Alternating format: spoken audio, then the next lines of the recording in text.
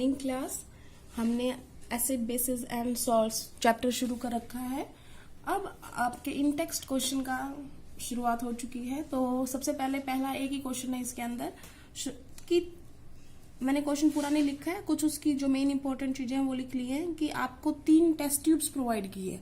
Test tube मतलब परख नलियां, 3 परख नलियां प्रोवाइड की गई हैं। उसमें से हमें नहीं पता कौन सी वाली परख नली, बट तीनों परख नलियों में से एक परख नली में आश्रित जल है, एक में अम्लीय विलयन है, एसिडिक सॉल्यूशन है, और एक में क्षारीय विलयन है। बेटा डिस्टिल्ड वाटर और आश्रित जल का मतलब होता है उसमें और कोई आयंस मौजूद नहीं होंगे, सिर्फ और सिर्फ पानी होगा, क्लियर वाटर, ओनली H2O, उसके अंदर कोई और आयंस नहीं होंगे। टैप वाटर अलग होता है, उसमें आयंस मिक्स होते हैं, जो आप पानी पीते हो उसमें आयंस मिक्स होते हैं, बट आश्रित जल के अंदर सारे आयंस जो होते हैं वो निकाल दिए जाते हैं। डिस्टिल्ड वाटर में भी डिस्टिल्ड वाटर को ही आश्रित जल बोलते हैं। तो अब ये 3 सॉल्यूशन, 3 परख नलियां दे दी, ठीक है ना। अब पता कैसे चलेगा कि कौन सी परख नली में क्या है, जबकि आपको सिर्फ लाल लिटमस पत्र, रेड लिटमस पेपर प्रोवाइड किया गया है। क्वेश्चन समझ में आ गया। तो आपको ये पता है कि लाल लिटमस पत्र नीला कब होता है, क्या पता है आपको नीला कब होता है? लाल लिटमस पत्र नीला, इसका मतलब रेड जो होता है वो ब्लू हो जाता है अगर आपको बेस मिला हो, क्षारक मिला हो, है ना। तो हम सबसे पहले क्या करेंगे, उस जो हमें लिटमस पत्र दिया गया उसका एक छोटा सा टुकड़ा, हमें 3 परख नलियां दी है ना, ये परख नली होती है ऐसी, 3 परख नलियां दी हैं, हम तीनों में एक छोटा टुकड़ा डाल देंगे, ठीक है। तीनों में डाल दिया। जब उनमें से किसी, अब हमें नहीं पता ना कौन सी परख नली में, ये तो मैंने लिखा हुआ है कि ये मैंने इसका डिस्टिल्ड वाटर, बट हमारे पास ऐसे दिया होगा कि बताओ ये 3 परख नलियां, मान लो ये 3 परख नलियां, अब बताओ। तो मैं क्या करूंगी, सबसे पहले एक लाल लिटमस पत्र का एक टुकड़ा तोड़ के हर एक में डाल दूंगी। तो इनमें से किसी एक के अंदर नीले में बदल जाएगा वो, तो मान लो इसमें बदल गया, ठीक है, मान लिया। तो अगर इसमें बदल गया, इसका मतलब लाल से नीला होने का मतलब है ये क्षारीय विलयन है। तो एक तो कंफर्म हो गया कि ये क्षारीय है, इसको हमने लिख दिया कि ये क्षारीय विलयन है। अब बचे ये 2, क्योंकि इन दोनों ने रंग नहीं बदला, तो हमारे पास जो पूरा लिटमस पता था हमारे पास, लाल लिटमस जो पड़ा हुआ है वो पूरा हम इस बेसिक सॉल्यूशन में डाल देंगे और उसको फिर निकाल लेंगे। अब वो पूरा का पूरा कैसा हो चुका है, नीला हो चुका है, ठीक है। अब उसको थोड़ा देर सुखा के फिर हम नीले को इन दोनों में डाल देंगे। अब आप बताओ, जो ब्लू होता है लिटमस वो रेड कब होता है, जब उसको कैसा सॉल्यूशन मिलेगा, एसिडिक। इसका मतलब अगर उसको अम्ल मिलता है तो वो रेड हो जाएगा।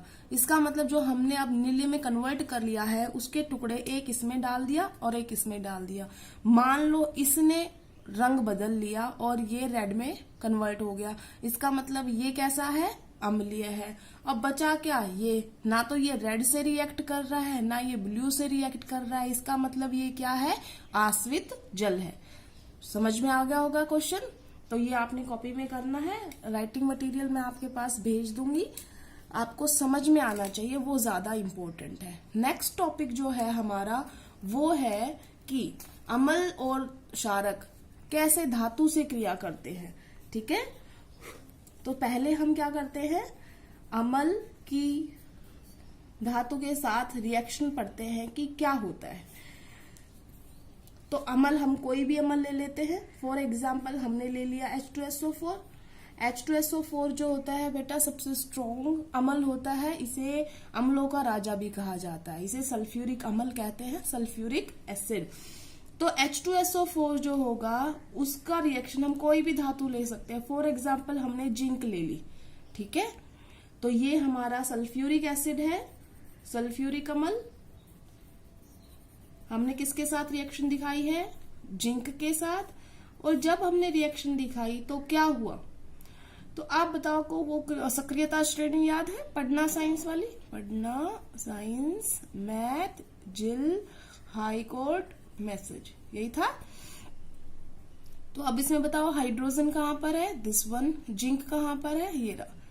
तो इसका मतलब जो जिंक है वो इसको रिप्लेस कर सकता है, क्योंकि ये ज्यादा सक्रिय है तो ज्यादा अभिक्रियाशील तत्व कम अभिक्रियाशील तत्व को उसकी जगह से हटा सकता है। ये आप पढ़ चुके हो। विस्थापन हो सकता है, डिस्प्लेसमेंट हुआ और जिंक ने इसको हटा के ये बन गया ZnSO4। ये जो है एक सोल्ट है, लवण है। क्या है ये? एक लवण है, सोल्ट है, बताया था ना आपको। तो इसका नाम क्या है? इसका नाम है जिंक, और SO4 के लिए होता है सल्फेट, जिंक सल्फेट। तो एक लवण है जो जिंक सल्फेट जिसका नाम है। अब देखो ZnSO4 तो ये बन गया, और बाहर क्या निकाल दिया? हाइड्रोजन। तो हाइड्रोजन के ऊपर मैं ऐसे एरो क्यों दिखा रही हूं? क्योंकि ये एक गैस है। जब ऐसे एरो आ जाए तो गैस के लिए होता है ये वाला, और अगर ऐसे एरो किसी के साथ है इसका मतलब वो एक प्रेसिपिटेट है, अवशेप है। बताया था ना, घुलनशील पदार्थ, इनसॉल्युबल सॉलिड जो कभी फॉर्म हो जाता है with in the reaction, during the reaction. ये हमारे पास हाइड्रोजन गैस है। इतना समझ में आ गया आपको? तो इसका मतलब जरूरी नहीं है कि यही, कोई और धातु भी रिएक्ट करेगी तो क्या बनाती है? Hydrogen gas. तो आपके लिए क्वेश्चन है कि जब कोई धातु अम्ल से क्रिया करती है तो कौन सी गैस निकलती है? Hydrogen gas. आपकी बुक में डायग्राम दे रखा है, उसके अंदर इसे समझाने की कोशिश कीजिए। उस डायग्राम में क्या दे रखा है हल्का सा बता देती हूँ। एक टेस्ट ट्यूब दी गई होगी। बेटा डायग्राम मैं जस्ट ऐसा ही बना रही हूँ, कभी आप इसको देखो कि कैसा बन रहा है।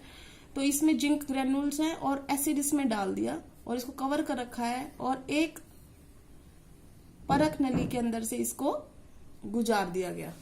सॉरी, परख नली में तो है, ये इसमें से गुजार दिया गया, डिलीवरी ट्यूब बोलते हैं इसको। इसमें से गुजार दिया गया, और यहाँ पर जो है एक पानी के अंदर सोप घोल रखा है। क्या घोल रखा है? सोप। इसका मतलब साबुन।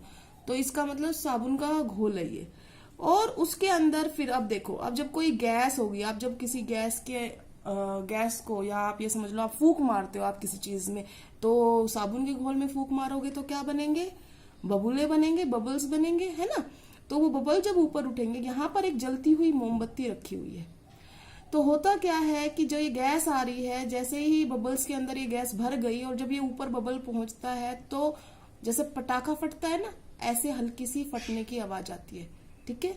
तो जैसे जैसे बबूले ऊपर जाते जाएंगे, पट फट फट फट इस टाइप की आवाज आएगी। तो इसका मतलब क्या है? क्योंकि बबूले के अंदर, बबल्स के अंदर हाइड्रोजन गैस थी, और हाइड्रोजन गैस जो होती है वो ज्वलनशील गैस होती है।